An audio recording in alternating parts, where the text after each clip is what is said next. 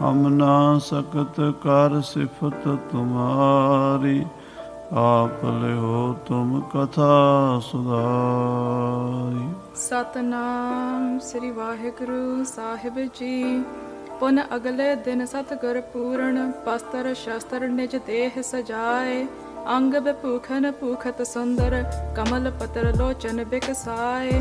भुज प्रलंब कर तरियो सरासन, बहर कंध धर लीन टिकाए। मुक्ता हिरण जरियो जराओ, तीखन तीरन खंग सहाय। वाहिगुरु जी का खालसा, वाहिगुरु जी की फतेह। परम सन्मान जो गुरु खालसा साध संगत जी, आप जी अत्यंत वਡਭਾਗੇ हो जो कि गुरु ਸਾਹਿਬਾਨ ਦੀ ਪਵਿੱਤਰ ਪਾਵਨ ਹਜ਼ੂਰੀ ਵਿਖੇ ਸੰਧਿਆ ਦੇ ਦੀਵਾਨਾਂ ਦੀਆਂ ਹਾਜ਼ਰੀਆਂ ਭਰ ਕੇ ਅੰਮ੍ਰਿਤਮਈ ਗੁਰੂ ਕੀ ਬਾਣੀ ਦਾ ਆਨੰਦ ਮਾਣ ਰਹੇ ਹੋ। ਸੋਦਰ ਰਾਜ ਸਾਹਿਬ ਜੀ ਦੇ ਪਾਠ, ਆਰਤੀ ਦੇ ਕੀਰਤਨ ਸਰਵਣ ਕੀਤੇ ਹਨ। ਆਓ ਹੁਣ ਸਤਿਗੁਰੂ ਹਰਿ ਰਾਏ ਸਾਹਿਬ ਜੀ ਮਹਾਰਾਜ ਸਤਵੇਂ ਪਾਤਸ਼ਾਹ ਜੀ ਦੇ ਪਾਵਨ ਉਪਦੇਸ਼ਾਂ ਨਾਲ ਸਤਿਗੁਰੂ ਜੀ ਦੀ ਜੀਵਨ ਕਥਾ ਨਾਲ ਜੁੜ ਜਾਈਏ। ਸਤਿਗੁਰਾਂ ਨੇ ਪਿਛਲੇ ਪ੍ਰਕਰਣਾਂ ਵਿੱਚ ਸਿੱਖਾਂ ਨੂੰ ਸਮਝਾਇਆ ਸੀ, ਜਿਹੜੇ ਘਰ ਵਿੱਚੋਂ ਦਸਵੰਧ ਨਿਕਲਦਾ ਹੈ, ਕਿਰਤ ਕਮਾਈ ਦਾ ਹਿੱਸਾ ਗੁਰੂ ਦੇ ਲੰਗਰ 'ਚ ਪੈਂਦਾ ਹੈ, ਉਸ ਘਰ 'ਚ ਬੜੀ ਬਰਕਤ ਪੈਂਦੀ ਹੈ। ਉੱਥੇ ਅੰਨ ਧਨ ਦੀ ਕਮੀ ਨਹੀਂ ਰਹਿੰਦੀ। ਪਰ ਜਦੋਂ ਗੁਰੂ ਦਾ ਦਸਵੰਧ ਨਿਕਲਣਾ ਬੰਦ ਹੋ ਜਾਂਦਾ ਹੈ, ਆਦਮੀ ਆਪਣੇ ਸਵਾਰਥ ਵਿੱਚ, ਆਪਣੀਆਂ ਮਜਬੂਰੀਆਂ, ਆਪਣੀਆਂ ਲੋੜਾਂ, ਆਪਣੇ ਸਵਾਦਾਂ ਵਿੱਚ ਆਪਣੀ ਜ਼ਿੰਦਗੀ 'ਚ ਮਸਤ ਹੋ ਜਾਂਦਾ ਹੈ ਤੇ ਗੁਰੂ ਘਰ ਨੂੰ ਛੱਡ ਦਿੰਦਾ ਹੈ, ਧਰਮ ਕਰਮ ਨੂੰ ਛੱਡ ਦਿੰਦਾ ਹੈ, ਪੂਜਾ ਪਾਠ ਨਿਤਨੇਮ ਕਰਨਾ ਛੱਡ ਦਿੰਦਾ ਹੈ, ਕਿਸੇ ਗਰੀਬ ਨੂੰ ਪ੍ਰਸ਼ਾਦਾ ਛਕਾਉਣਾ, ਕਿਸੇ ਦੀ ਮਦਦ ਕਰਨੀ, ਗੁਰਦੁਆਰੇ ਜਾਣਾ ਆਉਣਾ ਛੱਡ ਦਿੰਦਾ ਹੈ। ਉਦੋਂ ਫਿਰ ਉਹ ਬੰਦਾ ਫਿਰ ਪਿਛਾਂ ਨੂੰ ਚਲਾ ਜਾਂਦਾ ਹੈ, ਫਿਰ ਘਾਟੇ ਪੈਂਦੇ ਹਨ, ਫਿਰ ਨੁਕਸਾਨ ਹੁੰਦੇ ਹਨ। ਇਸ ਤਰ੍ਹਾਂ ਗੁਰੂ ਸਾਹਿਬ ਜੀ ਨੇ ਉਪਦੇਸ਼ ਦੇ ਦੇ ਕੇ ਸਿੱਖਾਂ ਨੂੰ ਨੈਤਿਕ ਕਦਰਾਂ ਕੀਮਤਾਂ ਵੀ ਸਿਖਾਈਆਂ। ਧਾਰਮਿਕ ਤੌਰ 'ਤੇ, ਅਧਿਆਤਮਿਕ ਤੌਰ 'ਤੇ, ਰਾਜਨੀਤਿਕ ਤੌਰ 'ਤੇ, ਸਮਾਜਿਕ ਤੌਰ 'ਤੇ, ਨੈਤਿਕ ਤੌਰ 'ਤੇ ਗੁਰੂ ਸਾਹਿਬ ਨੇ ਸਾਨੂੰ ਉਪਦੇਸ਼ ਦਿੱਤੇ ਹੈ। ਕਿਸੇ ਪੱਖ ਤੋਂ ਅਧੂਰਾ ਨਹੀਂ ਰਹਿਣ ਦਿੱਤਾ। ਧੰਨ ਸ੍ਰੀ ਗੁਰੂ ਹਰਿ ਰਾਏ ਸਾਹਿਬ ਜੀ ਦੀ ਇਹ ਪਾਵਨ ਕਥਾ ਨਾਲ ਜੁੜੀਏ। ਸਾਰੀ ਸੰਗਤ ਆਖੀਏ ਸਤਨਾਮ ਸ੍ਰੀ ਵਾਹਿਗੁਰੂ ਸਾਹਿਬ ਜੀ, ਸਤਨਾਮ ਸ੍ਰੀ ਵਾਹਿਗੁਰੂ ਸਾਹਿਬ ਜੀ। ਪੁਨ ਅਗਲੇ ਦਿਨ ਸਤਿਗੁਰ ਪੂਰਨ, ਫਿਰ ਪੂਰੇ ਸਤਿਗੁਰੂ ਜੀ ਅਗਲੇ ਦਿਨ ਬਸਤਰ ਸ਼ਸਤਰ ਨਿਜ ਦੇਹ ਸਜਾਏ। ਆਪਣੇ ਬਸਤਰ ਸ਼ਸਤਰ ਸਜਾਏ ਹਨ ਆਪਣੇ ਸਰੀਰ ਉੱਤੇ। ਅੰਗ ਵਿਭੂਖਨ ਭੂਪਤ ਸੁੰਦਰ, ਰਾਜਿਆਂ ਮਹਾਰਾਜਿਆਂ ਵਾਲੇ ਸੁੰਦਰ ਗਹਿਣੇ ਪਹਿਨੇ ਹਨ। ਕਮਲ ਪੱਤਰ ਲੋਚਨ ਬਿਕਸਾਏ। ਕਮਲ ਵਰਗੀਆਂ ਸੁੰਦਰ ਅੱਖਾਂ ਖਿੜੀਆਂ ਮੇਰੇ ਸਤਿਗੁਰੂ ਜੀ ਦੀਆਂ। ਬੜੇ ਸੁੰਦਰ ਨੇਤਰ ਹਨ ਗੁਰੂ ਹਰਿ ਰਾਏ ਸਾਹਿਬ ਜੀ ਦੇ, ਜਿਵੇਂ ਕਮਲ ਦੀਆਂ ਪੰਖੜੀਆਂ ਹੁੰਦੀਆਂ ਹਨ, ਜਿੱਧਰ ਵੀ ਦੇਖਦੇ ਹਨ। ਕਿਰਪਾ ਕਟਾਖ ਅਵਲੋਕਨ ਕੀਨੋ, ਦਾਸ ਕਾ ਦੁੱਖ ਬਿਦਾਰਿਓ। ਕਿਰਪਾ ਦ੍ਰਿਸ਼ਟੀ ਨਾਲ ਦੇਖ ਕੇ ਸੇਵਕਾਂ ਦੇ ਦੁੱਖ ਦਲਿੱਦਰ ਦੂਰ ਕਰ ਦਿੰਦੇ ਹਨ। ਭੁਜ ਪ੍ਰਲੰਬ ਕਰ ਤਰਿਓ ਸਰਾਸਨ, ਬਾਹਾਂ ਮਹਾਰਾਜ ਦੀਆਂ ਗੋਡਿਆਂ ਤੱਕ ਲੰਮੀਆਂ ਹਨ। ਮੋਢੇ ਤੇ ਧਨੁਸ਼ ਬਾਣ ਪਾਇਆ ਹੋਇਆ ਹੈ। ਬਾਹਰ ਕੰਧ ਧਰ ਲੀਨ ਟਿਕਾਏ। ਤੇ ਉਹ ਧਨੁਸ਼ ਬਾਣ ਆਪਣੇ ਮੋਢੇ ਤੇ ਧਰ ਲਿਆ ਹੈ। ਮੁਕਤਾ ਹੀਰਨ ਜਰਿਓ ਜਰਾਓ, ਜਿਨ੍ਹਾਂ ਵਿੱਚ ਹੀਰੇ ਮੋਤੀ ਜਵਾਹਰਾਤ ਜੜਾਊ ਜੜੇ ਹੋਏ ਹਨ। ਤੀਖਨ ਤੀਰਨ ਖੰਗ ਸਹਾਏ। ਇਹੋ ਜਿਹਾ ਪੱਥਾ ਤੀਰਾਂ ਨਾਲ ਭਰ ਲਿਆ ਹੈ। ਕੱਟ ਸ਼ਮਸ਼ੇਰ ਮੁਸ਼ਟ ਜਸ ਹਾਟਕ, ਕਹਿੰਦੇ ਗਾਤਰੇ ਵਿੱਚ ਤਲਵਾਰ ਪਹਿਨੀ ਹੈ, ਜਿਹਦਾ ਮੁੱਠਾ ਸੋਨੇ ਦਾ ਹੀਰਿਆਂ ਨਾਲ ਜੜਿਆ ਹੋਇਆ ਬੜਾ ਹੀ ਸੁੰਦਰ ਹੈ। ਰੇਸ਼ਮ ਜਰੀ ਗਾਤਰਾ ਪਾਏ। ਔਰ ਰੇਸ਼ਮ ਦੀ ਤੇ ਜਰੀ ਦੀ ਕਢਾਈ ਵਾਲਾ ਸੁੰਦਰ ਰੇਸ਼ਮੀ ਗਾਤਰਾ ਗਲ ਵਿੱਚ ਪਹਿਨਿਆ, ਉਹਦੇ ਤਲਵਾਰ ਪਾਈ ਹੈ ਸਤਿਗੁਰੂ ਜੀ ਨੇ। ਆਇਸ ਕਰਕੇ ਅਸਬ ਮੰਗਾਇਬ, ਆਗਿਆ ਦਿੱਤੀ ਸਾਡਾ ਘੋੜਾ ਲੈ ਕੇ ਆਓ। ਸੇਵਾਦਾਰ ਘੋੜਾ ਕੱਸ ਕੇ ਲੈ ਆਏ ਹਨ। ਧਰਤ ਚਪਲਤਾ ਜਤ ਛਿਤ ਪਾਏ। ਉਹ ਘੋੜਾ ਬੜਾ ਚੰਚਲ ਤੇ ਬਲੀ ਹੈ ਔਰ ਧਰਤੀ ਤੇ ਪੈਰ ਨਹੀਂ ਲੱਗਣ ਦਿੰਦਾ। ਬੜਾ ਫੁਰਤੀਲਾ ਤੇ ਬੜਾ ਚੰਚਲ ਘੋੜਾ, ਬਲੀ ਘੋੜਾ ਤੇ ਸਾਰੀ ਤਰ੍ਹਾਂ ਦੀ ਚਾਲਾਂ ਸਿੱਖਿਆ ਹੋਇਆ। ਛੋਟੀ ਰਵਾਲ, ਵੱਡੀ ਰਵਾਲ, ਰੇਵੀਆ, ਦੁੜਕੀ, ਦੌੜ, ਸਾਰੀ ਵਿਦਿਆ ਉਹ ਜਿਹੜੀ ਚਾਲਾਂ ਦੀ ਹੈ ਜਾਣਦਾ ਹੈ। ਬੜਾ ਸਮਝਦਾਰ ਸਿਆਣਾ ਘੋੜਾ ਹੈ। ਹੀਰੇ ਜਰੇ ਅਗਰ ਮਹਿ ਜਿਸ ਕੇ, ਜਿਹਦੇ ਅੱਗੇ ਹੀਰੇ ਮੋਤੀ ਜੜਿਆਂ ਦੀ ਸੁੰਦਰ ਜੀਨ ਜਰੀ ਦੇ ਪਤਾਏ। ਸੋਹਣੀ ਕਾਠੀ ਪਾਈ, ਕਾਠੀ ਵੀ ਘੋੜੇ ਦੀ ਸੋਨੇ ਦੀ, ਉਹਦੇ 'ਚ ਹੀਰੇ ਮੋਤੀ ਨਗ ਜੜੇ ਹਨ, ਉੱਤੇ ਜਰੀਦਾਰ ਝੁੱਲ ਹੈ। ਦੂਰੋਂ ਪਤਾ ਲੱਗਦਾ ਵੀ ਸ਼ਹਿਨਸ਼ਾਹ ਸੱਚੇ ਪਾਤਸ਼ਾਹ ਦਾ ਇਹ ਘੋੜਾ ਹੈ। ਪਏ ਅਰੂਢ ਰਾੜ ਗਨ ਜਿਨ ਕੇ, ਮਹਾਰਾਜ ਸੱਚੇ ਪਾਤਸ਼ਾਹ ਜੀ ਉਸ ਸੁੰਦਰ ਘੋੜੇ ਉੱਤੇ ਸਵਾਰ ਹੋਏ ਹਨ। ਗਹੀ ਬਾਗ ਗਮਨੇ ਅਗਵਾਏ। ਮਹਾਰਾਜ ਸੱਚੇ ਪਾਤਸ਼ਾਹ ਜੀ ਸੁੰਦਰ ਘੋੜੇ ਦੀਆਂ ਬਾਗਾਂ ਫੜ ਕੇ ਤੁਰ ਪਏ, ਅੱਗੇ ਅੱਗੇ ਸੇਵਾਦਾਰ ਨਿਸ਼ਾਨ ਲੈ ਕੇ ਤੁਰ ਪਏ। ਕਹਿ ਮੁਖ ਸ਼ਬਦ ਤੇਜ ਅਸਕੀਨਸ, ਆ ਘੋੜੇ ਨੂੰ ਟਿਚਕਾਰ ਕੇ ਘੋੜਾ ਤੇਜ਼ ਕਰ ਲਿਆ ਹੈ, ਘੋੜਾ ਤੇਜ਼ ਦੌੜਾਇਆ ਹੈ। ਪਦ ਲਗਤਾ ਤੇ ਕੁਦਤ ਵਿਸਾਲ, ਘੋੜਾ ਪੈਰਾਂ ਦੇ ਨਾਲ ਧਰਤੀ ਤੇ ਪੈਰ ਲੱਗਣ ਨਹੀਂ ਦਿੰਦਾ, ਮੋਰ ਦੀ ਤਰ੍ਹਾਂ ਪਹਿਲਾਂ ਪਾਉਂਦਾ ਹੋਇਆ ਸਤਵੇਂ ਪਾਤਸ਼ਾਹ ਦਾ ਘੋੜਾ ਜਾ ਰਿਹਾ ਹੈ। ਜਨ ਕਨ ਸੁਨ ਸੁਨ ਮਨ ਗਨ ਮੁਦ ਕਰ, ਆਹ ਕਹਿੰਦੇ ਜਿਵੇਂ ਕਾਲੇ ਘਟਾਵਾਂ, ਕਾਲੀਆਂ ਬੱਦਲਾਂ ਦੀ ਆਵਾਜ਼ ਸੁਣ ਸੁਣ ਕੇ ਮੋਰ ਪਹਿਲਾਂ ਪਾਉਂਦਾ ਹੈ। ਗਰੀਬ ਮੋਰ ਕਰ ਮੋਰ ਉਤਾਲ, ਮੋਰ ਦੀ ਤਰ੍ਹਾਂ ਇਹ ਗਰਦਨ ਚੁੱਕ ਚੁੱਕ ਕੇ ਘੋੜਾ ਵੀ ਪਹਿਲਾਂ ਪਾਉਂਦਾ ਹੈ। ਨਾਚਤ ਜਾਤ ਸ਼ਬਦ ਅਤ ਸ਼ੋਭਾ, ਕਹਿੰਦੇ ਨੱਚਦਾ ਜਾਂਦਾ ਘੋੜਾ ਤੇ ਇਹਦੀਆਂ ਪਾਈਆਂ ਹਮੇਲਾਂ ਝਾਂਜਰਾਂ ਛਣਕਦੀਆਂ, ਬੜੀ ਆਵਾਜ਼ ਆਉਂਦੀ ਹੈ। ਕਰ ਕੰਚਨ ਚੌਂਕੀ ਇਸ ਢਾਲ, ਔਰ ਕਹਿੰਦੇ ਗਲ ਦੇ ਵਿੱਚ ਸੁਨਹਿਰੀ ਸੁੰਦਰ ਹਮੇਲਾਂ ਪਾਈਆਂ ਤੇ ਪੈਰਾਂ ਦੇ ਵਿੱਚ ਝਾਂਜਰਾਂ ਪਾਈਆਂ, ਸੁੰਦਰ ਸ਼ਿੰਗਾਰ ਕੀਤਾ ਹੋਇਆ ਘੋੜੇ ਦਾ। ਮਨਹੁ ਚੰਚਲਾ ਥਰਕਨ ਤੇ ਥਿਰ, ਕਵੀ ਜੀ ਲਿਖਦੇ ਆ ਮਾਨੋ ਬਿਜਲੀ ਲਿਸ਼ਕਦੀ ਹੋਵੇ ਜਾਂ ਚੰਚਲਾ ਬਿਜਲੀ ਥਰਕਦੀ ਹੋਵੇ। ਲਪਤ ਰਹੀ ਇੱਕ ਥਲ ਹਿਤ ਨਾਲ, ਮਾਨੋ ਉਹ ਹਿੱਲਣੋਂ ਹਟ ਗਈ ਹੋਵੇ ਬਿਜਲੀ ਤੇ ਇੱਕ ਥਾਂ ਤੇ ਇਕੱਠੀ ਹੋ ਗਈ ਹੋਵੇ। ਘੋੜਾ ਬਿਜਲੀ ਦਾ ਹੀ ਰੂਪ ਹੈ ਤੇ ਮੂਰਤ ਧਾਰ ਕੇ ਮਾਨੋ ਬਿਜਲੀ ਹੀ ਖੜੀ ਹੈ ਗੁਰੂ ਸਾਹਿਬ ਜੀ ਦੀ ਸਵਾਰੀ ਵਾਸਤੇ। ਕਾਨਨ ਗਮਨੇ ਹਿਤ ਅਖੇਰ ਕੇ, ਐਸੇ ਘੋੜੇ ਦੇ ਉੱਤੇ ਬਹਿ ਕੇ ਜੋ ਮਹਾਰਾਜ ਸੱਚੇ ਪਾਤਸ਼ਾਹ ਜੀ ਨੇ ਬੜੇ ਪਿਆਰ ਨਾਲ ਚਾਹ ਨਾਲ ਪਾਲਿਆ ਸਿਖਾਇਆ ਸੀ, ਗੁਰੂ ਸਾਹਿਬ ਜੀ ਬਾਗ ਵੱਲ ਗਏ ਹਨ, ਜੰਗਲ ਵੱਲ ਗਏ ਹਨ। ਸਕਲ ਬਾਹਨੀ ਸ਼ਸਤਰ ਸਜਾਏ, ਸਾਰੀ ਫੌਜ ਲੈ ਕੇ ਸ਼ਿਕਾਰ ਖੇਡਣ ਗਏ ਹਨ। ਚੜੇ ਤਰੰਗ ਕਰੰਗਨ ਸਮਸੇ, ਮਹਾਰਾਜ ਇਹੋ ਜਿਹੇ ਘੋੜਿਆਂ ਤੇ ਸਿੱਖ ਸਵਾਰ ਕਰਕੇ ਲਿਜਾਂਦੇ ਆ ਨਾਲ, ਜਿਹੜੇ ਘੋੜੇ ਹਵਾ ਨੂੰ ਪਿੱਛੇ ਛੱਡ ਜਾਣ। ਕੋਟ ਤੁਰੰਗ ਕੁਰੰਗ ਸੇ ਕੂਦਤ ਪੌਨ ਕੇ ਗੌਨ ਕੋ ਜਾਤ ਨਿਵਾਰੇ। ਕੁਰੰਗ ਕਹਿੰਦੇ ਨੇ ਹਿਰਨਾਂ ਨੂੰ, ਤੁਰੰਗ ਕਹਿੰਦੇ ਨੇ ਘੋੜਿਆਂ ਨੂੰ। ਗੁਰੂ ਸਾਹਿਬਾਂ ਦੀਆਂ ਫੌਜਾਂ ਦੇ ਘੋੜੇ ਇਦਾਂ ਦੌੜਦੇ ਹਨ ਜਿਵੇਂ ਹਿਰਨ ਚੁੰਗੀਆਂ ਭਰਦੇ ਹਨ। ਬ੍ਰਿੰਦ ਭਏ ਪਛਾਤ ਤਵਾਏ, ਕਹਿੰਦੇ ਅੱਗੇ ਸ਼ਿਕਾਰ ਦੇ ਵਾਸਤੇ ਘੋੜੇ ਹਜ਼ਾਰਾਂ ਹੀ ਸਿੱਖ ਤਿਆਰ ਬਰ ਤਿਆਰ ਮਹਾਰਾਜ ਦੇ ਨਾਲ ਚੜੇ ਹਨ।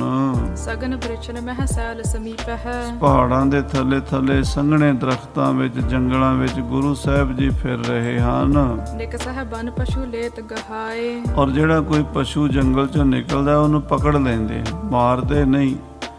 ਗੁਰੂ ਛੇਵੇਂ ਪਾਤਸ਼ਾਹ ਦਾ ਸ਼ਿਕਾਰ ਖੇਡਦੇ ਸਨ, ਜੀਵਾਂ ਦਾ ਉਧਾਰ ਹੀ ਕਰ ਦਿੰਦੇ ਸਨ। ਪਰ ਸਤਵੇਂ ਪਾਤਸ਼ਾਹ ਜੀ ਮਹਾਰਾਜ ਕੋਮਲ ਚਿਤ ਬਿਰਤੀ ਹੈ, ਕਿਸੇ ਜੀਵ ਨੂੰ ਮਾਰਦੇ ਨਹੀਂ, ਜਿਉਂਦਿਆਂ ਫੜ ਕੇ ਲੈ ਆਉਂਦੇ ਹਨ। ਇਤ ਉਤ ਵਿਚਰਤ ਜਿਤ ਕਿਤ ਦੇਖਤ, ਜਿੱਧਰ ਉਧਰ ਵਿਚਰ ਕੇ ਜੰਗਲ 'ਚ ਜਾਨਵਰਾਂ ਨੂੰ ਦੇਖਦੇ ਹਨ ਤੇ ਫੜਦੇ ਹਨ। ਸ਼ੁਕਰ ਸਸੇ ਰੋਜ਼ ਗਨ ਧਾਏ, ਜੰਗਲੀ ਸੂਰ ਜਾਲ ਵਿੱਚ ਫਸਾ ਕੇ ਮਿਰਗਾਂ ਨੂੰ, ਖਰਗੋਸ਼ਾਂ ਨੂੰ, ਪੰਛੀਆਂ ਨੂੰ ਫੜ ਕੇ ਲੈ ਆਉਂਦੇ ਹਨ। ਕੁਝ ਸਮਾਂ ਆਪਣੇ ਕੋਲ ਰੱਖ ਕੇ ਕੀਰਤਪੁਰ ਸਾਹਿਬ ਉਹਨਾਂ ਦੀ ਸੇਵਾ ਕਰਦੇ ਹਨ, ਫਿਰ ਉਹਨਾਂ ਨੂੰ ਜੰਗਲ 'ਚ ਛੱਡ ਆਉਂਦੇ ਹਨ, ਹੋਰ ਲੈ ਆਉਂਦੇ ਹਨ। ਇਸ ਤਰ੍ਹਾਂ ਸਤਿਗੁਰੂ ਜੀ ਲੀਲਾ ਕਰਦੇ ਹਨ। ਉਹ ਤਾਂ ਕਰਦੇ ਹਨ ਕਿਉਂਕਿ ਸਿੱਖਾਂ ਦਾ ਜਿਹੜਾ ਸ਼ਿਕਾਰ ਖੇਡਣ ਦਾ ਅਭਿਆਸ ਬਣਿਆ ਰਵੇ ਤੇ ਜੰਗ ਯੁੱਧ ਵਿੱਚ ਵੀ ਤਾਂ ਹੀ ਉਹਨਾਂ ਦੇ ਸਰੀਰ ਕਾਮਯਾਬ ਹੋਣਗੇ। ਕਿਉਂਕਿ ਸਾਧ ਸੰਗਤ ਜੀ ਜੰਗ ਦੇ ਵਿੱਚ ਜਦੋਂ ਜਾਈਦਾ ਉਦੋਂ ਸਰੀਰ ਬਹੁਤ ਫੁਰਤੀਲਾ ਚਾਹੀਦਾ ਹੈ, ਦੌੜਨਾ ਵੀ ਤੇ ਲੜਨਾ ਵੀ ਸਾਰਾ ਸਾਰਾ ਦਿਨ ਖੰਡੇ ਵਾਹਣੇ ਕੋਈ ਸੌਖਾ ਕੰਮ ਨਹੀਂ ਹੈ। ਮੌਤ ਨਾਲ ਮਖੌਲਾਂ ਕਰਨੀਆਂ, ਮੌਤ ਨਾਲ ਗੱਲਾਂ ਕਰਨੀਆਂ, ਉਹਦੀ ਤਿਆਰੀ ਮਹਾਰਾਜ ਸੱਚੇ ਪਾਤਸ਼ਾਹ ਆਪਣੀ ਫੌਜ ਕੋਲੋਂ ਕਰਵਾਉਂਦੇ ਰਹਿੰਦੇ ਹਨ। ਨਿਕਟ ਨਿਕਟ ਪਰਬਤ ਕੇ ਗਮਨਤ, ਪਹਾੜ ਦੇ ਨੇੜੇ ਨੇੜੇ ਵਿਚਰਦੇ ਹਨ। ਖਗ ਮ੍ਰਿਗ ਤਰਾਸਤ ਜਾਤ ਪਲਾਏ, ਬਹੁਤ ਸਾਰੇ ਪੰਛੀ ਮਿਰਗ ਦੇਖ ਕੇ ਫੌਜਾਂ ਨੂੰ ਦੌੜ ਜਾਂਦੇ ਹਨ। ਜੰਮੂ ਚਲਹਿ ਪਸਚਾਤ ਬ੍ਰਿੰਦ ਸ਼ਬ, ਮਹਾਰਾਜ ਦੇ ਪਿੱਛੇ ਪਿੱਛੇ ਬਹੁਤ ਸਾਰੀ ਫੌਜ ਗੁਰੂ ਦੀ ਚੱਲਦੀ ਹੈ। ਆਗੇ ਸਰਪ ਚੱਲਿਓ ਇੱਕ ਆਏ, ਮਹਾਰਾਜ ਅੱਗੇ ਅੱਗੇ ਜਾ ਰਹੇ ਨੇ ਘੋੜੇ ਤੇ। ਅਚਾਨਕ ਕੀ ਦੇਖਿਆ ਹੈ, ਅੱਗੋਂ ਇੱਕ ਬੜਾ ਵੱਡਾ ਸੱਪ ਨਿਕਲਿਆ ਘੋੜੇ ਤੇ। ਅਚਾਨਕ ਕੀ ਦੇਖਿਆ ਹੈ, ਅੱਗੋਂ ਇੱਕ ਬੜਾ ਵੱਡਾ ਸੱਪ ਨਿਕਲਿਆ, ਅਜਗਰ। ਅੱਜ ਨਾਮ ਬੱਕਰੇ ਦਾ ਹੈ, ਗਰ ਨਾਮ ਖਾ ਜਾਣਦਾ ਹੈ। ਜਿਹੜਾ ਬੱਕਰੇ ਨੂੰ ਨਿਗਲ ਜਾਵੇ, ਸਾਬਤ ਬੱਕਰਾ ਖਾ ਜਾਵੇ, ਉਹਨੂੰ ਅਜਗਰ ਕਹਿੰਦੇ ਹਨ। ਬੜੇ ਬੜੇ ਵੱਡੇ ਸੱਪ ਵੇਖੇ ਪਿੱਛੇ ਜੀ YouTube ਤੇ ਪਾਇਆ ਸੀ ਕਿਸੇ ਨੇ ਕਿ ਉਹ ਸੱਪ ਲੜਕੀ ਜਿਉਂਦੀ ਖਾ ਗਿਆ, ਅੰਦਰ ਲੰਘਾ ਗਿਆ। ਫਿਰ ਉਹਨੂੰ ਚੀਰਿਆ ਤੇ ਜਦੋਂ ਚੀਰਿਆ ਤਾਂ ਉਹ ਲੜਕੀ ਦੀ ਵਿੱਚੋਂ ਡੈੱਡ ਬੋਡੀ ਨਿਕਲੀ, ਕਿਉਂਕਿ ਸਾਹ ਨਾ ਆਉਣ ਕਰਕੇ ਉਹ ਲੜਕੀ ਮਰ ਗਈ। ਇਹ ਜਿਹੜਾ ਅਜਗਰ ਹੈ, ਇਹ ਇਸ ਤਰ੍ਹਾਂ ਜੋ ਵੀ ਚੀਜ਼ ਉਹਨੂੰ ਮਿਲ ਜਾਵੇ ਖਾਣ ਨੂੰ, ਉਹਨੂੰ ਹੜਪ ਜਾਂਦਾ ਹੈ, ਫਿਰ ਆਪਣੇ ਅੰਦਰ ਲੰਘਾ ਲੈਂਦਾ। ਬੱਕਰੇ ਨੂੰ ਵੀ ਸਾਬਤ ਅੰਦਰ ਲੰਘਾ ਲੈਂਦਾ, ਫਿਰ ਹੌਲੇ ਹੌਲੇ ਉਹਨੂੰ ਅੰਦਰੋਂ ਅੰਦਰ ਹੀ ਗਾਲ ਕੇ ਖਾਂਦਾ ਰਹਿੰਦਾ ਹੈ। ਤੇ ਜਿਵੇਂ ਪਸ਼ੂ ਜੁਗਾਲੀ ਕਰਦੇ ਨੇ, ਇਸ ਤਰ੍ਹਾਂ ਕੋਈ ਇਹਦਾ ਸਿਸਟਮ ਹੈ। ਸੋ ਸਾਧ ਸੰਗਤ ਜੀ, ਜਿਹੜਾ ਬਹੁਤ ਵੱਡਾ ਸੱਪ ਹੁੰਦਾ, ਅਜਗਰ ਸੱਪ, ਉਹ ਸਾਹਮਣੇ ਤੁਰਿਆ ਆਉਂਦਾ ਗੁਰੂ ਸਾਹਿਬ ਜੀ ਨੂੰ ਦਿਸਿਆ ਹੈ। ਅਜਗਰ ਸੰਗਿਆ ਕਹੈ ਲੋਕ ਜਿਸ ਸੱਪ ਨੂੰ ਅਜਗਰ ਕਹਿੰਦੇ। ਸੱਪਾਂ ਦੀਆਂ ਬੜੀਆਂ ਹੀ ਬੋਲੀਆਂ ਹਨ, ਕੋਈ 101 ਦੱਸਦਾ ਹੈ, ਕੋਈ 5000 ਦੱਸਦਾ ਹੈ, ਕੋਈ ਜ਼ਿਆਦਾ ਕੋਈ ਘੱਟ। ਜਿੰਨੀ ਕਿਸੇ ਨੇ ਖੋਜ ਕੀਤੀ ਹੈ ਵੀ ਇੰਨੀ ਕਿਸਮ ਦੇ ਸੱਪ ਹੁੰਦੇ ਹਨ। ਪਰ ਅਜਗਰ ਜਿਹੜਾ ਹੈ ਇਹ ਬੜਾ ਮਸ਼ਹੂਰ ਹੈ। ਇਹ ਬਹੁਤ ਵੱਡੇ, ਇਹਨੂੰ ਸਰਾਲ ਵੀ ਕਹਿ ਦਿੰਦੇ ਨੇ, ਅਜਗਰ ਵੀ ਕਹਿ ਦਿੰਦੇ ਨੇ। ਇਹ ਬਹੁਤ ਵੱਡਾ ਸੱਪ ਅਜਗਰ ਜਿਹੜਾ, ਉਹ ਗੁਰੂ ਸਾਹਿਬ ਦੇ ਜਿਹੜੇ ਰਾਹ ਤੋਂ ਸੱਤਵੇਂ ਪਾਤਸ਼ਾਹ ਤੁਰੇ ਜਾਂਦੇ ਸਨ, ਉਸ ਰਸਤੇ ਤੋਂ ਤੁਰਿਆ ਸਾਹਮਣੇ ਆ ਰਿਹਾ ਦਿਖਿਆ ਹੈ। ਉਹ ਪਪੀਲ ਕਾ ਕਾਟ ਦਿਖਾਏ, ਔਰ ਉਸ ਸੱਪ ਦੇ ਸਰੀਰ 'ਚ ਬਹੁਤ ਸਾਰੀਆਂ ਕੀੜੀਆਂ ਪਈਆਂ ਹੋਈਆਂ ਤੇ ਕੀੜੀਆਂ ਉਹਨੂੰ ਕੱਟ ਕੱਟ ਕੇ ਖਾਂਦੀਆਂ ਹਨ। ਕੀੜੀਆਂ ਕਿੰਨੀਆਂ ਹਨ, ਲੱਖਾਂ ਦੀ ਤਾਦਾਦ ਵਿੱਚ ਸੱਪ ਦੇ ਸਰੀਰ 'ਚ ਕੀੜੀਆਂ ਵੜ ਗਈਆਂ ਤੇ ਉਹਦਾ ਮਾਸ ਕੱਟ ਕੱਟ ਕੇ ਖਾਈ ਜਾਂਦੀਆਂ ਨੇ। ਪਟਕਤ ਪਹੁੰਚੇ ਸੋ ਪਟਕਤ ਪਨ ਕੋ, ਉਹ ਸੱਪ ਉਹਨਾਂ ਕੀੜੀਆਂ ਦੇ ਦੁੱਖ ਤੋਂ ਦੁਖੀ ਹੋਇਆ, ਕਦੀ ਫਣ ਜ਼ਮੀਨ ਤੇ ਮਾਰਦਾ, ਕਦੀ ਪੂਛ ਮਾਰਦਾ, ਬੜਾ ਤੜਫਦਾ ਹੈ, ਬਹੁਤ ਪਰੇਸ਼ਾਨ ਹੈ। ਸੱਪ ਦੀ ਬਹੁਤ ਮਾੜੀ ਹਾਲਤ ਹੈ। ਤੜਫਤ ਲਿਟਤ ਬਿਕੁਲ ਅਕਲਾਏ, ਉਹ ਸੱਪ ਕੀੜੀਆਂ ਦੁਆਰਾ ਸਤਾਇਆ ਹੋਇਆ ਵਿਆਕੁਲ ਹੈ, ਤੜਫਦਾ ਤੜਫਦਾ ਕਦੀ ਪੂਛ ਆਪਣੀ ਜ਼ਮੀਨ ਤੇ ਮਾਰਦਾ ਹੈ, ਕਦੀ ਫਣ ਸੁੱਟਦਾ ਹੈ, ਕਦੀ ਪਲਸੇਟੇ ਮਾਰਦਾ ਹੈ, ਪਰ ਉਹਦਾ ਕੋਈ ਵੱਸ ਨਹੀਂ ਚੱਲਦਾ। ਉਹਦੇ ਸਰੀਰ ਸਾਰੇ ਦੇ ਅੰਦਰ ਕੀੜੀਆਂ ਵੜ ਚੁੱਕੀਆਂ ਹਨ। ਉਹਨਾਂ ਕੀੜੀਆਂ ਨੇ ਸਰੀਰ 'ਚ ਮੋਰੇ ਕਰ ਦਿੱਤੇ ਹਨ, ਵਿੱਚ ਛੇਕ ਕਰ ਦਿੱਤੇ ਹਨ ਤੇ ਅੰਦਰ ਵੜ ਕੇ ਸਰੀਰ ਦੇ ਕੀੜੀਆਂ ਦਾ ਮਾਸ ਖਾਂਦੀਆਂ ਹਨ। ਵੱਡੋ ਲੰਬ ਔਰ ਮੋਟੇ ਤਨ ਕੋ, ਬੜਾ ਲੰਮਾ, ਕੋਈ 10 12 15 ਫੁੱਟ ਉਹਦਾ ਲੰਮਾ ਸਰੀਰ ਹੈ ਤੇ ਤਨ ਵੀ ਉਹਦਾ ਮੋਟਾ ਹੈ, ਲੰਮਾ ਵੀ ਹੈ ਤੇ ਮੋਟਾ ਅਜਗਰ ਸੱਪ ਹੈ। ਪ੍ਰਾਪਤ ਜਿਸ ਕੋ ਕਸ਼ਟ ਵਿਸ਼ਾਲ, ਔਰ ਇਸ ਨੂੰ ਬੜਾ ਭਾਰੀ ਕਸ਼ਟ ਹੋ ਰਿਹਾ ਹੈ, ਬੜੀ ਪੀੜਾ ਸਹਿ ਰਿਹਾ ਹੈ, ਸਰੀਰ ਇਸ ਦਾ ਦੁਖੀ ਹੈ। ਕਾਟ ਤੇ ਕੀਟੀ ਉਲਟ ਪਲਟ ਹੋਇਆ, ਦੁਖੀ ਇਸ ਕਰਕੇ ਕੀੜੀਆਂ ਕੱਟ ਕੱਟ ਖਾਂਦੀਆਂ ਨੇ, ਕੀੜੀਆਂ ਇਹਦਾ ਮਾਸ ਖਾ ਰਹੀਆਂ ਨੇ ਤੇ ਇਹ ਫਿਰ ਉਹਨਾਂ ਤੋਂ ਬਚਣ ਲਈ ਆਲੇ ਦੁਆਲੇ ਸਰੀਰ ਨੂੰ ਪਲਸੇਟੇ ਮਾਰਦਾ। ਪਰ ਕੀੜੀਆਂ ਨੂੰ ਕੀ ਅਸਰ ਹੈ, ਉਹ ਤਾਂ ਉਹਦੇ ਅੰਦਰ ਵੜੀਆਂ ਹੋਈਆਂ ਨੇ, ਉਹ ਅੰਦਰੋਂ ਖਾਈ ਜਾਂਦੀਆਂ ਨੇ ਆਰਾਮ ਨਾਲ। ਜਿੰਨਾ ਮਰਜ਼ੀ ਪਲਸੇਟੇ ਮਾਰੀ ਜਾਵੇ, ਜਿੰਨਾ ਮਰਜ਼ੀ ਤੜਫੀ ਜਾਵੇ, ਕੀੜੀਆਂ ਇਹਦੇ ਤੇ ਤਰਸ ਨਹੀਂ ਕਰਦੀਆਂ। ਇਸ ਸੱਪ ਨੂੰ ਕੱਟ ਕੱਟ ਕੇ ਕੀੜੀਆਂ ਖਾਈ ਜਾਂਦੀਆਂ ਨੇ। ਭਏ ਦੇਹ ਮੈਂ ਛਿਦਰ ਕਰਾਲ, ਇਹਦੇ ਸਰੀਰ ਵਿੱਚ ਬੜੇ ਭਿਆਨਕ ਮੋਰੇ ਹੋ ਚੁੱਕੇ ਹਨ, ਸਰੀਰ ਦੇ ਵਿੱਚ ਮਘੋਰੇ ਹੋ ਚੁੱਕੇ ਹਨ। ਕੀੜੀਆਂ ਵਿੱਚ ਵੜ ਕੇ ਮੋਰੀਆਂ ਕਰ ਕਰਕੇ ਖਾਈ ਜਾਂਦੀਆਂ ਨੇ। ਕਈ ਉਰਲੇ ਪਾਸਿਓਂ ਮੋਰੀ ਹੋਈ ਪਰਲੇ ਪਾਸੇ ਤਾਈਂ ਚਲੀ ਗਈ। ਆ ਜਿਹੜੀ ਕੱਕੀ ਕੀੜੀ ਹੈ ਨੂੰ ਭੂਰੀ ਕੀੜੀ ਕਹਿੰਦੇ ਸਾਧ ਸੰਗਤ ਜੀ। ਇਹ ਤਾਂ ਇਤਨੀ ਹੈ ਵੀ ਇੱਕ ਪਾਸਿਓਂ ਵੜੇ ਤੇ ਦੂਜੇ ਪਾਸਿਓਂ ਨਿਕਲ ਜਾਵੇ, ਇਹ ਨਹੀਂ, ਜਿੱਥੋਂ ਜਾਈ ਕੱਟਦੀ ਜਾਂਦੀ ਹੈ। ਇਸ ਤਰ੍ਹਾਂ ਕੀੜੀਆਂ ਨੇ ਸਰੀਰ 'ਚ ਮੋਰੀਆਂ ਕੀਤੀਆਂ ਹੋਈਆਂ ਹਨ। ਕੁਛ ਨਾ ਉਪਾਓ ਬਚਾਓ ਹੋਨ ਕੋ। ਇਸ ਸੱਪ ਨੂੰ ਹੁਣ ਆਪਣੀ ਇਸ ਦੁੱਖ ਤੋਂ ਬਚਣ ਦਾ ਕੋਈ ਉਪਾਅ ਨਜ਼ਰ ਨਹੀਂ ਆਉਂਦਾ। ਕਿਸੇ ਤਰ੍ਹਾਂ ਵੀ ਉਹ ਕੀੜੀਆਂ ਖਹਿੜਾ ਨਹੀਂ ਛੱਡਦੀਆਂ। ਲੱਖ ਖਾਏ ਮਹਾ ਬਿਕਰਾਲ। ਲੱਖਾਂ ਹੀ ਕੀੜੀਆਂ ਇਸ ਨੂੰ ਖਾ ਰਹੀਆਂ ਨੇ ਤੇ ਬੜਾ ਹੀ ਭਿਆਨਕ ਉਹਦੇ ਵਾਸਤੇ, ਸੱਪ ਦੇ ਵਾਸਤੇ ਉਹ ਸਮਾਂ ਬੜਾ ਡਰਾਉਣਾ ਹੈ, ਬੜਾ ਦੁਖਦਾਈ ਹੈ, ਬੜਾ ਕਸ਼ਟਦਾਇਕ ਹੈ। ਸੱਪ ਬਹੁਤ ਜ਼ਿਆਦਾ ਦੁਖੀ ਹੋ ਰਿਹਾ ਹੈ। ਸ਼੍ਰੀ ਹਰਿ ਰਾਏ ਬਿਲੋਕਨ ਕੀਨਸ। ਗੁਰੂ ਹਰਿ ਰਾਏ ਸਾਹਿਬ ਜੀ ਮਹਾਰਾਜ 7ਵੇਂ ਪਾਤਸ਼ਾਹ ਨੇ ਦੂਰੋਂ ਆਉਂਦਿਆਂ ਵੇਖ ਲਿਆ, ਪਛਾਣ ਲਿਆ। ਕਿਰਪਾ ਧਾਰ ਕਰ ਤਨੁਖ ਸੰਭਾਲ।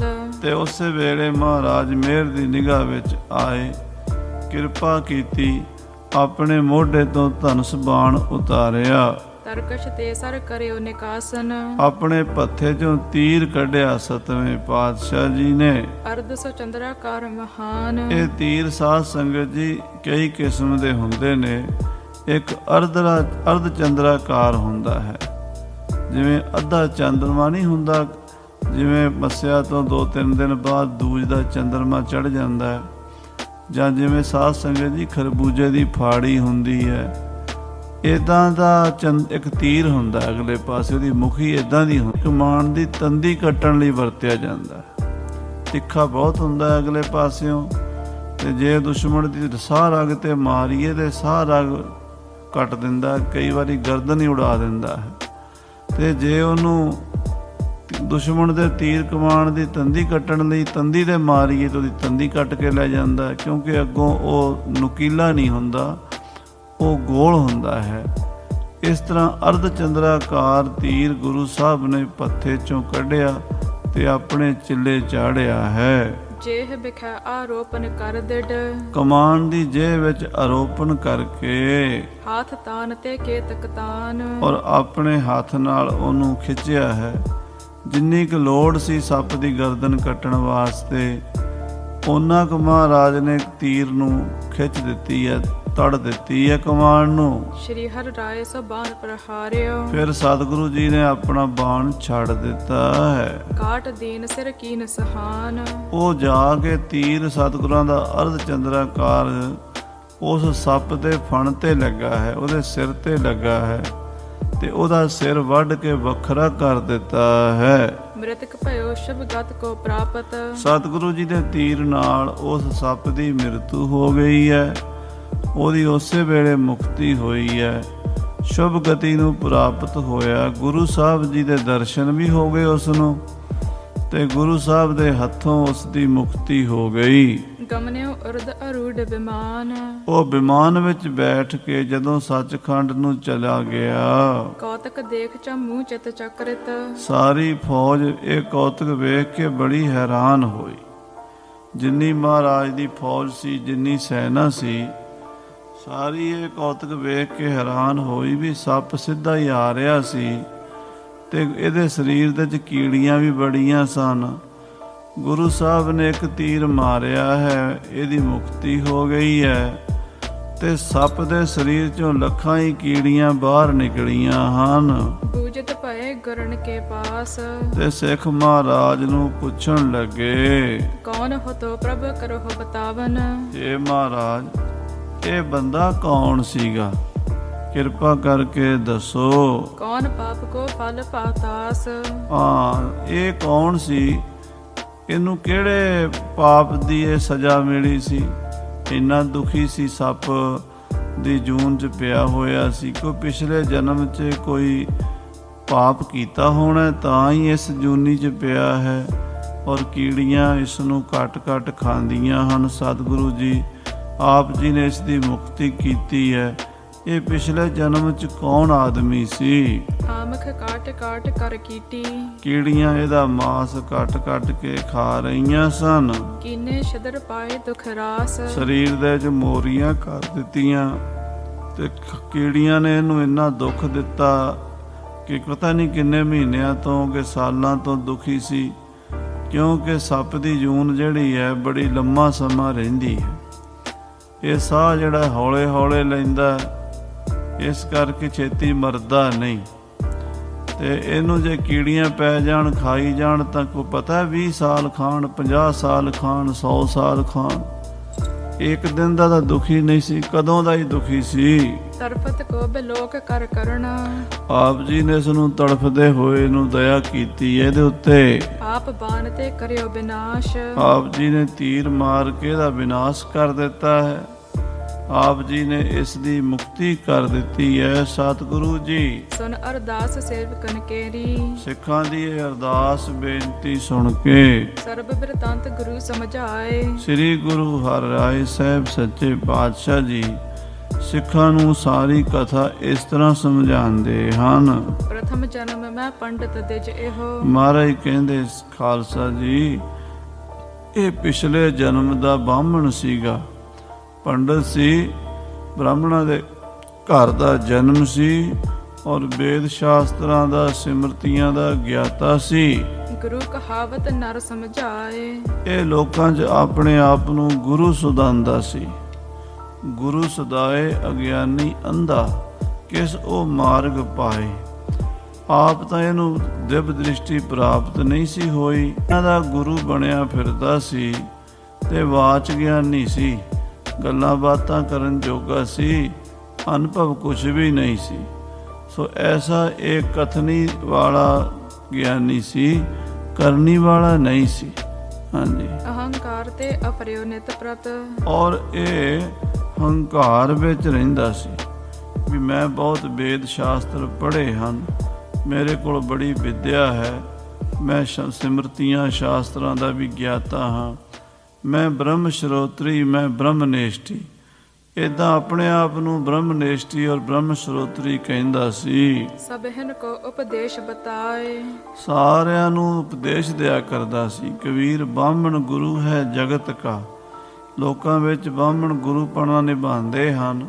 ਸੋ ਇਹ ਵੀ ਗੁਰੂ ਬਣਿਆ ਹੋਇਆ ਸੀ ਔਰ ਆਪਣੇ ਆਪ ਲੋਕਾਂ ਨੂੰ ਉਪਦੇਸ਼ ਦਿੰਦਾ ਸੀ। ਮਤ ਬਿਤਾਂਤ ਕੋ ਭਾਉ ਭਗਤ ਤਜ, ਕਹਿੰਦੇ ਵਿਦਾਂਤ ਦਾ ਮਤ ਪੜ੍ਹ ਲਿਆ ਸੀ ਪਰ ਪ੍ਰੇਮਾ ਭਗਤੀ ਛੱਡੀ ਹੋਈ ਸੀ, ਪ੍ਰੇਮਾ ਭਗਤੀ ਨਹੀਂ ਸੀ ਕਰਦਾ। ਕਰਤ ਪਖੰਡ ਰਹਿਓ ਅਧਿਕਾਏ, ਉਹ ਫਿਰ ਨਾ ਉਹਨੂੰ ਗਿਆਨ ਦੀ ਪ੍ਰਾਪਤੀ ਸੀ ਤੇ ਨਾ ਹੀ ਉਹਨੂੰ ਪ੍ਰੇਮਾ ਭਗਤੀ ਸੀ, ਬਸ ਪਖੰਡ ਕਰਦਾ ਸੀ। ਲੋਕਾਂ ਵਿੱਚ ਆਪਣੀ ਪੂਜਾ ਪ੍ਰਤਿਸ਼ਠਾ ਵਾਸਤੇ ਮਿੱਠੀਆਂ ਮਿੱਠੀਆਂ ਚਾਰ ਗੱਲਾਂ ਸੁਣਾ ਦੇਣੀਆਂ ਤੇ ਲੋਕਾਂ ਕੋਲੋਂ ਆਪਣੀ ਪੂਜਾ ਕਰਵਾਉਣੀ, ਇਸ ਤਰ੍ਹਾਂ ਦਾ ਵਿਹਾਰ ਕਰਦਾ ਸੀ।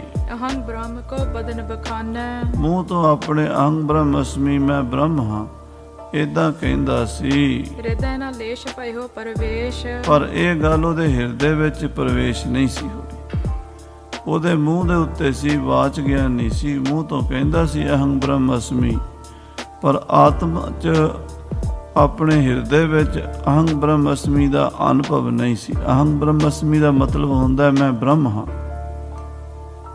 ਮੈਂ ਉਹ ਅਕਾਲ ਪੁਰਖ ਵਾਹਿਗੁਰੂ ਨਿਰੰਕਾਰ ਦੀ ਜੋਤ ਹਾਂ। ਇਹ ਵੇਦ ਦਾ ਵਾਕ ਹੈ, 4 ਮਹਾਵਾਕ ਹਨ ਵਿਚਾਰਾਂ ਵੇਦਾਂ ਦੇ। ਅਹੰ ਬ੍ਰਹਮ ਅਸਮੀ ਤਤਮਸੀ, ਅਯਮ ਆਤਮਾ ਬ੍ਰਹਮ, ਪ੍ਰਗਿਆਨਮ ਬ੍ਰਹਮ।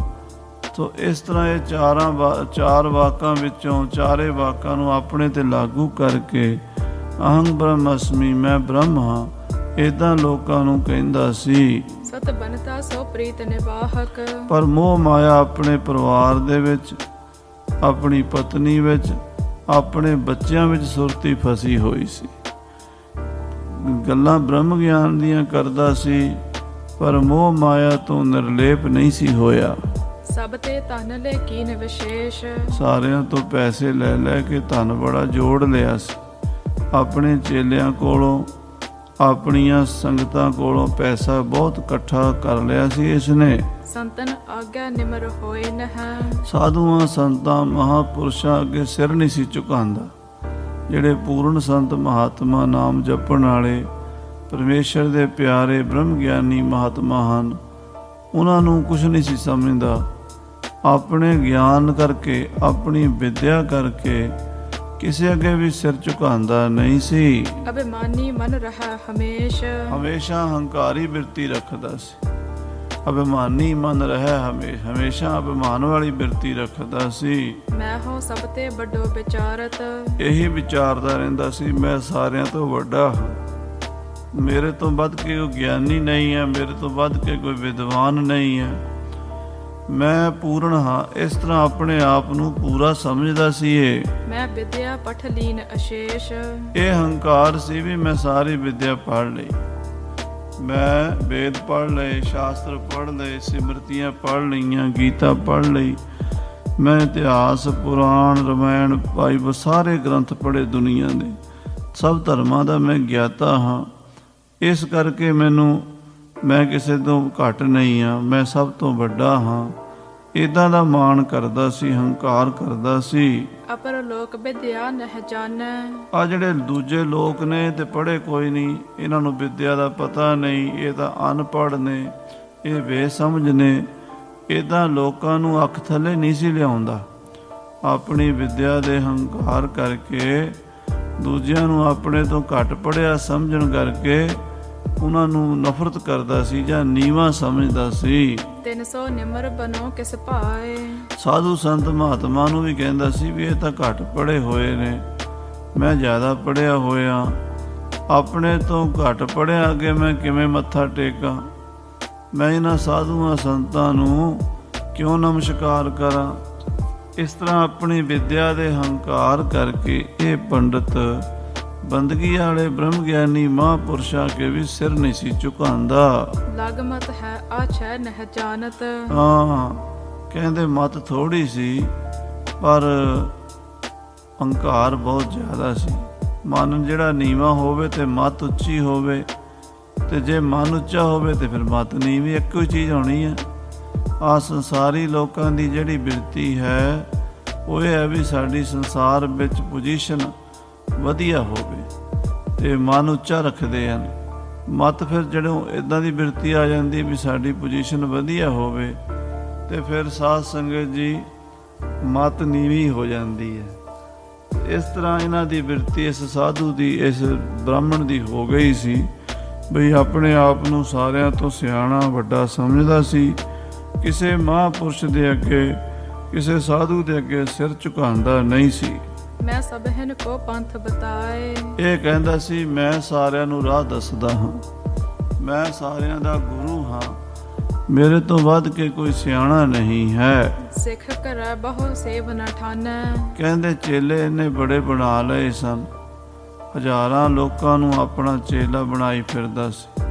ਕਬੀਰ ਸਿੱਖ ਸਾਖਾ ਬਹੁਤੇ ਕੀਏ, ਬਹੁਤ ਸਿੱਖ ਚੇਲੇ ਬਣਾਏ, ਅੱਗੇ ਚੇਲਿਆਂ ਦੇ ਵੀ ਚੇਲੇ ਬਣਾਏ। ਕੇਸੋ ਕੀਓ ਨਾ ਮੀਤ, ਉਹ ਕੇਸ਼ਵ ਵਾਹਿਗੁਰੂ ਪਰਮੇਸ਼ਰ ਨੂੰ ਆਪਣਾ ਮਿੱਤਰ ਨਹੀਂ ਬਣਾਇਆ। ਚਾਲੇ ਥੇ ਹਰ ਮਿਲਣ ਕੋ, ਘਰੋਂ ਨਹੀਂ ਬਣਾਇਆ। ਚਾਲੇ ਥੇ ਹਰ ਮਿਲਣ ਕੋ, ਘਰੋਂ ਤਾਂ ਤੁਰਿਆ ਸੀ ਰੱਬ ਨੂੰ ਮਿਲਣ ਵਾਸਤੇ। ਬੀਜੇ ਅਟਕਿਓ ਚੀਤ, ਪਰ ਚਿੱਤ ਆਪਣੀ ਪੂਜਾ ਪ੍ਰਤਿਸ਼ਠਾ ਵਿੱਚ ਹੀ ਲੱਗ ਗਿਆ। ਇਸ ਕਰਕੇ ਇਹ ਮੁਕਤੀ ਦੇ ਦੁਆਰ ਤੱਕ ਨਹੀਂ ਅੱਪੜ ਸਕਿਆ। ਅਹੰ ਬ੍ਰਹਮ ਸੋ ਬਚਨ ਅਲਾਏ, ਆਵਾਸ ਮੂੰਹ ਤੋਂ ਕਹਿ ਛੱਡਦਾ ਸੀ ਅਹੰ ਬ੍ਰਹਮ ਅਸਮੀ। ਇਹ ਵਾਚਕ ਗਿਆਨੀ ਸੀ, ਇਹ ਕਰਨੀ ਵਾਲਾ ਨਹੀਂ ਸੀ। ਹਾਂਜੀ, ਨਿਸ਼ਚਾ ਨਹੀਂ ਹਿਰਦੇ ਮਹਿ ਜਿਸ ਕੇ, ਮਨ ਵਿੱਚ ਨਿਸ਼ਚਾ ਨਹੀਂ ਸੀ, ਅਡੋਲ ਅਵਸਥਾ ਨਹੀਂ ਸੀ, ਬਸ ਮੂੰਹ ਤੋਂ ਕਹਿ ਦਿੰਦਾ ਸੀ ਅਹੰ ਬ੍ਰਹਮ ਅਸਮੀ, ਮੈਂ ਬ੍ਰਹਮ ਹਾਂ, ਪਰ ਅੰਦਰੋਂ ਬ੍ਰਹਮ ਰੂਪ ਹੋਇਆ ਨਹੀਂ ਸੀ। ਹਾਂਜੀ, ਭਾਉ ਭਗਤ ਮਹਿ ਮੰਦ ਸੁਭਾਏ, ਪ੍ਰੇਮਾ ਭਗਤੀ ਨੂੰ ਤਾਂ ਐਵੇਂ ਸਮਝਦਾ ਸੀ, ਕਹਿੰਦਾ ਇਹ ਤਾਂ ਵਿਹਲਿਆਂ ਦਾ ਕੰਮ ਹੈ, ਇਹ ਪ੍ਰੇਮਾ ਭਗਤੀ ਕੁਝ ਹੁੰਦੀ ਹੀ ਨਹੀਂ। ਉਹਦੇ ਵਿੱਚ ਤਾਂ ਇਹਦਾ ਸੁਭਾਅ ਮੱਧਮ ਸੀ, ਪ੍ਰੇਮਾ ਭਗਤੀ ਨਹੀਂ ਸੀ ਕਰਦਾ। ਭਇਓ ਕਾਲ ਬਸ ਅਹੰਕਾਰ ਜੁਤ, ਕਿ ਇਸੇ ਤਰ੍ਹਾਂ ਹੀ ਹੰਕਾਰ ਦੇ ਵਿੱਚ ਮਰ ਗਿਆ, ਕਿਉਂਕਿ ਸਵਾਸ ਤਾਂ ਇੱਕ ਦਿਨ ਪੂਰੇ ਹੋਣੇ ਹੀ ਹੈ, ਮੌਤ ਤਾਂ ਸਾਰਿਆਂ ਦੀ ਆਉਣੀ ਹੈ। ਇਹਦੀ ਵੀ ਮੌਤ ਆ ਗਈ, ਚੜ੍ਹਾਈ ਕਰ ਗਿਆ, ਉਸੇ ਹੰਕਾਰ ਵਿੱਚ ਹੀ ਮਰ ਗਿਆ। ਸਰਪ ਜੂਨ ਭਾਈ ਬਿਕਰਾਲ, ਅੱਜ ਮਹਾਰਾਜ ਕਹਿੰਦੇ ਫਿਰ ਇਹਦਾ ਅਗਲਾ ਜਨਮ ਸੱਪ ਦੀ ਜੂਨੀ ਚ ਹੋਇਆ। ਸਰਪ ਜੂਨ ਪਾਈ ਬਿਕਰਾਲ, ਇਹਨੇ ਅਜਗਰ ਦੀ ਜੂਨੀ ਪਾ ਲਈ, ਜਿਹੜੀ ਬੜੀ ਭਿਆਨਕ ਜੂਨੀ ਹੈ। ਸਿੱਖਿਅਨ ਕੀ ਗਤ ਕਰ ਨਾ ਸਕਿਓ ਕੁਛ। ਆਪਣੇ ਸਿੱਖਾਂ ਦੀ ਜਿਹੜੇ ਨੇ ਹਜ਼ਾਰਾਂ ਚੇਲੇ ਬਣਾਏ ਸੀਗੇ, ਉਹਨਾਂ ਦੀ ਵੀ ਗਤੀ ਨਹੀਂ ਕਰ ਸਕਿਆ। ਆਪਣੀ ਨਹੀਂ ਹੋਈ ਤੇ ਚੇਲਿਆਂ ਦੀ ਕੀ ਕਰਨੀ ਸੀ। ਮਹਾਰਾਜ ਦੀ ਬਾਣੀ 'ਚ ਬਚਨ ਹੈ, ਕਬੀਰ ਕਾਚੇ ਗੁਰ ਤੇ ਮੁਕਤ ਨਾ ਹੁਆ। ਕੱਚੇ ਗੁਰ ਤੋਂ ਮੁਕਤੀ ਹੁੰਦੀ ਕੋਈ ਨਹੀਂ, ਉਹਦੀ ਆਪਣੀ ਨਹੀਂ ਹੁੰਦੀ, ਦੂਜੇ ਦੀ ਕੀ ਕਰੇਗਾ।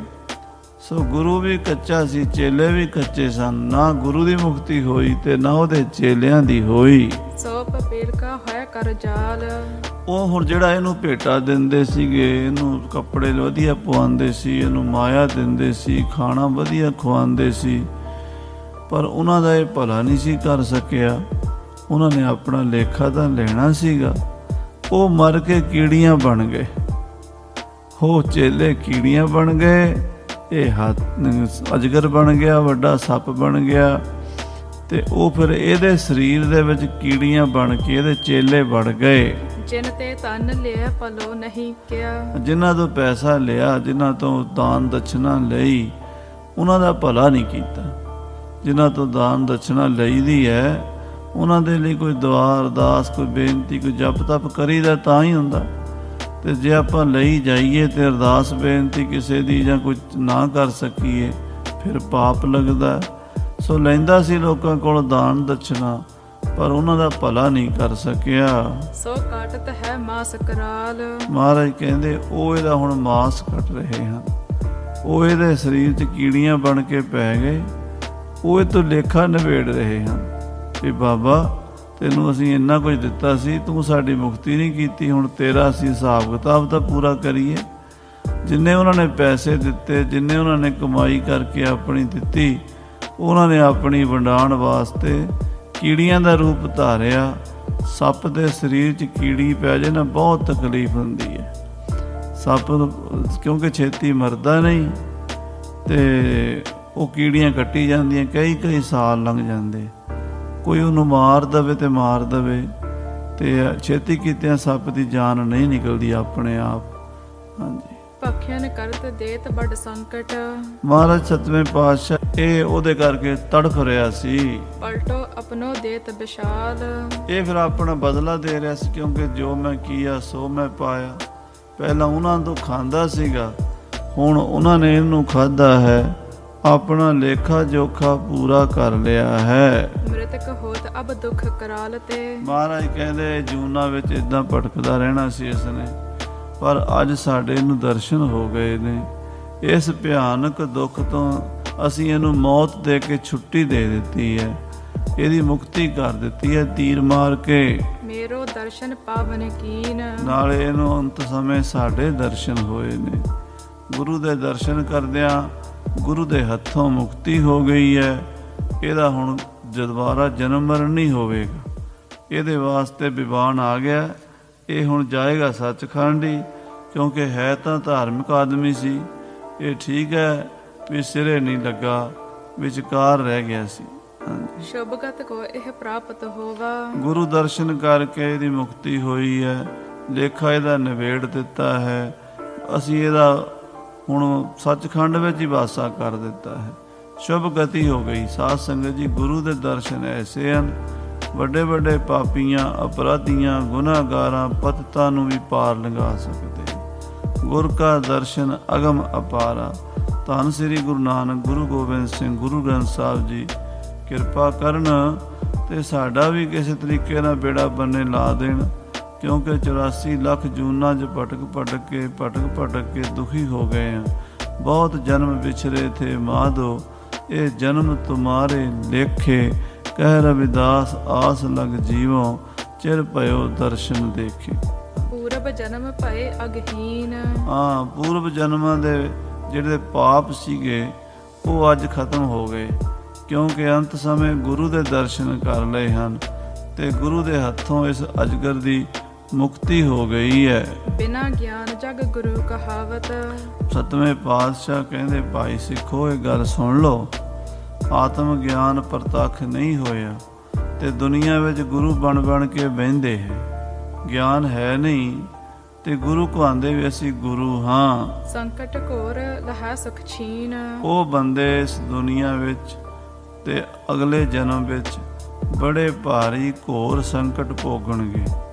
ਇਹ ਨਾ ਸਮਝਣ ਵੀ ਅਸੀਂ ਬੜੀ ਮौज ਕਰ ਰਹੇ ਹਾਂ, ਖਾ ਰਹੇ ਹਾਂ, ਪੀ ਰਹੇ ਹਾਂ, ਸਾਨੂੰ ਕੌਣ ਦੇਖਦਾ। ਨਹੀਂ, ਹਰ ਚੀਜ਼ ਦਾ ਹਿਸਾਬ ਹੋਣਾ ਹੈ। ਲੇਖਿਆ ਬੋਲਣਾ, ਲੇਖਿਆ ਖਾਣਾ ਖਾਓ, ਲੇਖਿਆ ਵਾਟ ਚਲਾਈਆ, ਲੇਖਿਆ ਸੁਣਵੇ ਖਾਓ, ਲੇਖਿਆ ਸਾਹ ਲਵਾਈਐ, ਪੜ੍ਹੇ ਕੇ ਪੁੱਛਣ ਜਾਓ। ਹਰ ਚੀਜ਼ ਲੇਖੇ ਵਿੱਚ ਹੈ, ਸੋ ਲੇਖਾ ਤਾਂ ਹਰ ਇੱਕ ਨੂੰ ਦੇਣਾ ਪੈਣਾ ਹੈ। ਕਾਚੇ ਗੁਰ ਕੇ ਸਿੱਖ ਹੋਇ ਜਗ ਮੈਂ। ਮਹਾਰਾਜ ਕਹਿੰਦੇ ਜਿਹੜਾ ਕੱਚਾ ਗੁਰੂ ਹੋਵੇਗਾ, ਢਿੱਲਾ ਮੱਠਾ, ਉਸ ਗੁਰੂ ਦਾ ਜੇ ਕੋਈ ਚੇਲਾ ਬਣੇਗਾ, ਮਾਨੁਖ ਜਨਮ ਬਾਦ ਤਿਨ ਚੀਨ। ਉਹਦਾ ਮਨੁੱਖਾ ਜਨਮ ਬਿਰਥਾ ਚਲਾ ਜਾਵੇਗਾ। ਉਹਦਾ ਜਨਮ ਵਿਅਰਥ ਹੈ। ਉਹਦੀ ਜਿਹੋ ਜੀ ਉਹਨੂੰ ਮਨੁੱਖਾ ਦੇਹੀ ਮਿਲੀ, ਉਹ ਜੀ ਨਾ ਮਿਲੀ, ਕਿਉਂਕਿ ਪਸ਼ੂਆਂ ਵਰਗੀ ਜ਼ਿੰਦਗੀ ਜੀ ਕੇ ਚਲਾ ਜਾਂਦਾ ਹੈ। ਸਹਤ ਸਿੱਖ ਕੇ ਗੁਰੂ ਗਿਆਨ ਬਿਨ। ਮਹਾਰਾਜ ਕਹਿੰਦੇ ਦੇਖੋ ਭਾਈ, ਗੁਰੂ ਵੀ ਗਿਆਨ ਵਾਲਾ ਹੋਵੇ, ਸਿੱਖ ਨੂੰ ਵੀ ਗਿਆਨ ਦੇਵੇ ਤਾਂ ਹੀ ਗੱਲ ਹੈ। ਜੇ ਗੁਰੂ ਕੋਲ ਗਿਆਨ ਨਹੀਂ ਤੇ ਸਿੱਖ ਦਾ ਕੀ ਸਵਾਰੇਗਾ, ਸਿੱਖ ਨੂੰ ਕੀ ਦੇਵੇਗਾ। ਮਹਾਰਾਜ ਸੱਚੇ ਪਾਤਸ਼ਾਹ ਕਹਿੰਦੇ ਜਿਹੜੇ ਚੇਲੇ ਤਾਂ ਬਣਾ ਲੈਂਦੇ ਨੇ, ਬਹੁਤ ਚੇਲਿਆਂ ਦੇ ਗੁਰੂ ਬਣੇ ਹੁੰਦੇ ਨੇ। ਕਈਆਂ ਨੂੰ ਸ਼ੌਂਕ ਹੁੰਦਾ ਵੱਧ ਤੋਂ ਵੱਧ ਚੇਲੇ ਬਣਾਉਣੇ ਆ, ਭੀੜ ਇਕੱਠੀ ਕਰਨੀ ਹੈ। ਅੱਜ ਕੱਲ੍ਹ ਇਹੋ ਜਿਹੇ ਭੀੜ ਇਕੱਠੀ ਕਰਨ ਵਾਲਿਆਂ ਗੁਰੂਆਂ ਕੋਲ ਵੀ ਰੌਣਕਾਂ ਜ਼ਿਆਦਾ ਲੱਗਦੀਆਂ। ਅਸੀਂ ਵੀ ਦੇਖਾ ਦੇਖੀ ਉੱਧਰ ਜਾਂਦੇ ਹਾਂ ਜਿੱਥੇ ਜ਼ਿਆਦਾ ਭੀੜ ਹੋਵੇਗੀ। ਸਾਧ ਸੰਗਤ ਜੀ, ਇੱਕ ਸਿਆਣਿਆਂ ਨੇ ਗੱਲ ਲਿਖੀ ਹੈ, ਸ਼ੇਖ ਸਾਦੀ ਸਾਹਿਬ ਨੇ, ਕਹਿੰਦੇ ਸਿਆਣਿਆਂ ਦੀ ਭੀੜ ਨਹੀਂ ਹੁੰਦੀ ਤੇ ਭੀੜ 'ਚ ਸਿਆਣੇ ਨਹੀਂ ਹੁੰਦੇ। ਤੁਸੀਂ ਇੱਥੋਂ ਹੀ ਸਮਝ ਲਓ ਵੀ ਜਿੱਥੇ ਜ਼ਿਆਦੀਆਂ ਭੀੜਾਂ ਲੱਗੀਆਂ ਹਨ, ਉੱਥੇ ਤੱਤ ਵਿਚਾਰ ਕੋਈ ਨਹੀਂ ਹੈ, ਉੱਥੇ ਫੋਕਾਪਣ ਹੈ। ਗੁਰੂ ਸਾਹਿਬ ਸੱਚੇ ਪਾਤਸ਼ਾਹ ਕਹਿ ਰਹੇ ਹਨ, ਜਿਹੜੇ ਕੱਚੇ ਗੁਰੂ ਹਨ ਆਪਣੇ ਸਿੱਖਾਂ ਨੂੰ ਵੀ ਨਰਕਾਂ 'ਚ ਲੈ ਜਾਂਦੇ ਹਨ। ਸੰਕਟ ਕੋਰ ਅੰਤ ਕੋ ਪਾਏ। ਆਪ ਤਾਂ ਦੁਖੀ ਹੁੰਦੇ ਹੀ ਹਨ। ਆਪ ਡੁੱਬੇ ਚੌ ਬੇਦ ਮੈਂ, ਚੇਲੇ ਦੀਏ ਬਹਾਏ। ਆਪ ਤੇ ਡੁੱਬ ਗਏ, ਚੇਲੇ ਰੋੜ ਦਿੱਤੇ, ਕੀ ਫਾਇਦਾ ਹੋਇਆ। ਇਸ ਕਰਕੇ ਗੁਰੂ ਚਾਹੀਦਾ ਹੈ ਪੂਰਾ ਹੀ, ਜਿਹੜਾ ਤੁਹਾਨੂੰ ਬ੍ਰਹਮਨਿਸ਼ਠੀ ਵੀ ਹੋਵੇ, ਬ੍ਰਹਮ ਸਰੋਤਰੀ ਵੀ ਹੋਵੇ। ਬ੍ਰਹਮਨਿਸ਼ਠੀ ਦਾ ਮਤਲਬ ਹੁੰਦਾ ਜਿਹਦੀ ਬ੍ਰਹਮ ਦੇ ਉੱਤੇ ਪੂਰਨ ਨਿਸ਼ਠਾ ਹੈ, ਵਿਸ਼ਵਾਸ ਹੈ, ਜਿਹਨੇ ਬ੍ਰਹਮ ਨੂੰ ਸਾਖਸ਼ਾਤ ਕਰ ਲਿਆ ਹੈ, ਪੂਰਨ ਹੋ ਗਿਆ ਹੈ। ਸਰੋਤਰੀ ਕਹਿੰਦੇ ਜਿਸ ਨੂੰ ਸ਼ਰੂਤੀ ਦਾ, ਵੇਦ ਦਾ, ਗ੍ਰੰਥਾਂ ਦਾ ਸਾਰਾ ਗਿਆਨ ਹੋਵੇ। ਦੋ ਤਰ੍ਹਾਂ ਦਾ ਹੁੰਦਾ ਬ੍ਰਹਮ ਗਿਆਨੀ, ਬ੍ਰਹਮਨਿਸ਼ਠੀ, ਬ੍ਰਹਮ ਸਰੋਤਰੀ। ਜਿਹੜਾ ਬ੍ਰਹਮਨਿਸ਼ਠੀ ਹੁੰਦਾ ਉਹਦਾ ਨਿਸ਼ਠਾ ਦੇ ਨਾਲ ਆਪਣੀ ਕਮਾਈ ਕਰਕੇ ਕਿਸੇ ਐਸੇ ਬੰਦੇ ਨੂੰ ਜਿਹਦੀ ਉਸ ਸਾਧੂ ਤੇ ਪੂਰਨ ਸ਼ਰਧਾ ਹੋਵੇ, ਉਹਨੂੰ ਮਿੰਟ 'ਚ ਪਾਰ ਲੰਘਾ ਦਿੰਦਾ। ਪਰ ਜੇ ਉਹ ਚੇਲਾ ਜਾਂ ਸ਼ਿਸ਼ ਸ਼ੰਕਾਵਾਦੀ ਹੋਵੇ, ਉਹਦੇ ਮਨ 'ਚ ਬਹੁਤੇ ਸਵਾਲ ਉੱਠਦੇ ਹੋਣ, ਤਾਂ ਫਿਰ ਗੁਰੂ ਸਰੋਤਰੀ ਵੀ ਚਾਹੀਦਾ ਹੈ। ਉਹਨੂੰ ਪਤਾ ਹੋਵੇ ਵੀ ਇਹ ਸਵਾਲ ਦਾ ਜਵਾਬ ਕੀ ਹੈ। ਤੋ ਗੁਰੂ ਸਾਹਿਬ, ਗੁਰੂ ਨਾਨਕ ਦੇਵ, ਗੁਰੂ ਗੋਬਿੰਦ ਸਿੰਘ ਜੀ ਮਹਾਰਾਜ 10 ਪਾਤਸ਼ਾਹੀਆਂ ਬ੍ਰਹਮਨਿਸ਼ਠੀ ਵੀ ਹਨ ਤੇ ਬ੍ਰਹਮ ਸਰੋਤਰੀ ਵੀ ਹਨ। ਜਿਹੜਾ ਕੋਈ ਸਿੱਖ ਸ਼ੰਕਾ ਕਰੇ ਉਹਦਾ ਵੀ ਜਵਾਬ ਦੇ ਦੇਣਾ, ਤੇ ਜਿਹੜਾ ਸ਼ੰਕਾ ਨਾ ਕਰੇ ਉਹਦੀ ਵੀ ਮੁਕਤੀ ਕਰ ਦੇਣੀ। ਗੱਲ ਹੈ ਵੀ ਬੰਨੇ ਲਾ ਦੇਣਾ ਹਰ ਤਰ੍ਹਾਂ ਨਾਲ। ਸੋ ਸਤਿਗੁਰੂ ਪਾਤਸ਼ਾਹ ਕਹਿ ਰਹੇ ਭਾਈ ਜੀ ਦੀ ਵੀ ਮੁਕਤੀ ਕਰ ਦੇਣੀ। ਗੱਲ ਹੈ ਵੀ ਬੰਨੇ ਲਾ ਦੇਣਾ ਹਰ ਤਰ੍ਹਾਂ ਨਾਲ। ਸੋ ਸਤਿਗੁਰੂ ਪਾਤਸ਼ਾਹ ਕਹਿ ਰਹੇ ਭਾਈ ਜਿਹੜਾ ਇਹੋ ਜਿਹਾ ਗੁਰੂ ਹੈ ਉਹਦੇ ਲੜ ਲੱਗੋ। ਤੇ ਜੇ ਕੱਚਾ ਪਿੱਲਾ ਗੁਰੂ ਮਿਲ ਗਿਆ, ਉਹ ਆਪ ਵੀ ਡੁੱਬਿਆ ਤੇ ਤੁਹਾਨੂੰ ਵੀ ਡੋਬੇਗਾ। ਤਾਂ ਤੇ ਪੋ ਸੰਗਤ ਸਭ ਸੁਣੀਐ ਹੈ। ਇਹ ਸਾਧ ਸੰਗਤ ਜੀ, ਇਹ ਗੱਲ ਸਾਰੇ ਧਿਆਨ ਨਾਲ ਸੁਣੋ। ਪੂਜਾ ਅੰਸ ਨਾ ਲਿਹੋ ਕਬ ਖਾਏ। ਪੂਜਾ ਦੀ ਅੰਸ ਨਾ ਖਾਓ। ਧਰਮਸਾਲ ਦੀ ਝਾਕ ਹੈ ਵੀ ਉਹ ਖੁੰਡੋ ਪਾਜ। ਸਾਧ ਸੰਗਤ ਜੀ, ਪੁਰਾਤਨ ਸਿੰਘ ਜਿਹੜੇ ਸੀ ਉਹ ਗੁਰਦੁਆਰੇ ਦੇ ਲੰਗਰ ਨੂੰ ਵੀ ਉਹਨਾਂ ਛਕਦੇ ਸੀ ਜਿੰਨਾ ਲੋੜ ਹੋਵੇ।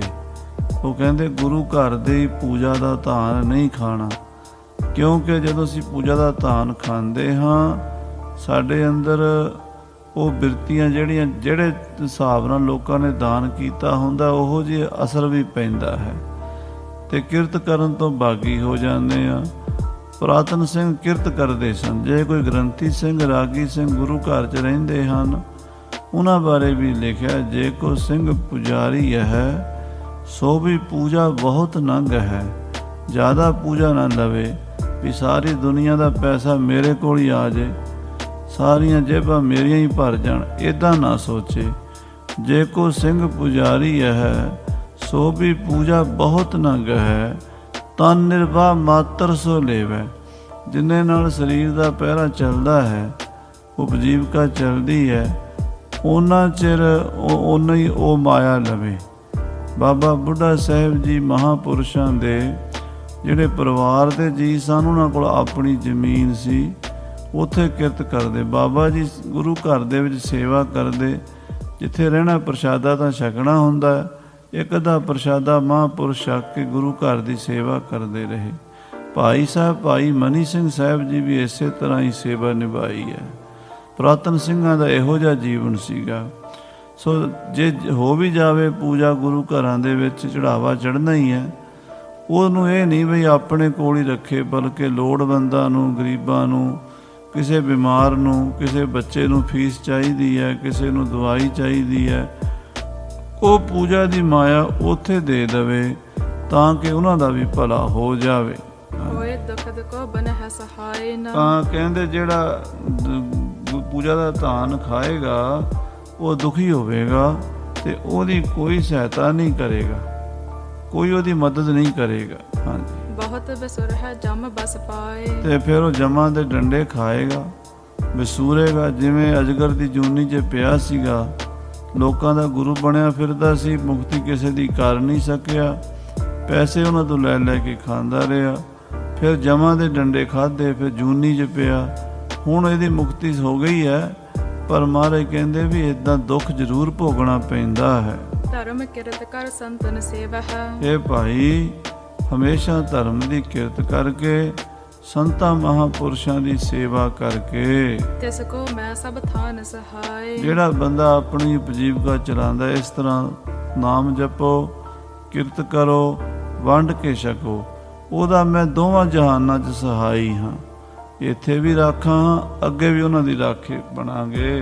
ਦੋਹਰਾ ਦੇ ਕਰ ਇਸ ਉਪਦੇਸ਼ ਕੋ। ਇਹ ਉਪਦੇਸ਼ ਦੇ ਕੇ ਕਾਨਨ ਤੇ ਗ੍ਰਹਿ ਆਏ। ਮਹਾਰਾਜ ਜੰਗਲ 'ਚੋਂ ਵਾਪਸ ਆ ਗਏ ਸਤਵੇਂ ਪਾਤਸ਼ਾਹ ਜੀ। ਸਭ ਬਿਸਮੇ ਹੋਏ ਕਹਿਤ ਭੇ। ਸਾਰੀ ਸੰਗਤ ਬੜੀ ਹੈਰਾਨ ਹੋਈ ਤੇ ਕਹਿਣ ਲੱਗੀ, ਧੰਨ ਗੁਰੂ ਹਰਿ ਰਾਏ। ਧੰਨ ਗੁਰੂ ਹਰਿ ਸਾਹਿਬ ਜੀ। ਮਹਾਰਾਜ ਆਪ ਧੰਨ ਹੋ, ਜਿਹੜੇ ਭੁੱਲੀਆਂ ਭਟਕੀਆਂ ਰੂਹਾਂ ਨੂੰ ਵੀ ਮੁਕਤੀ ਬਖਸ਼ ਦਿੰਦੇ ਹੋ, ਸਿੱਖਾਂ ਨੂੰ ਉਪਦੇਸ਼ ਵੀ ਦੇ ਦਿੰਦੇ ਹੋ।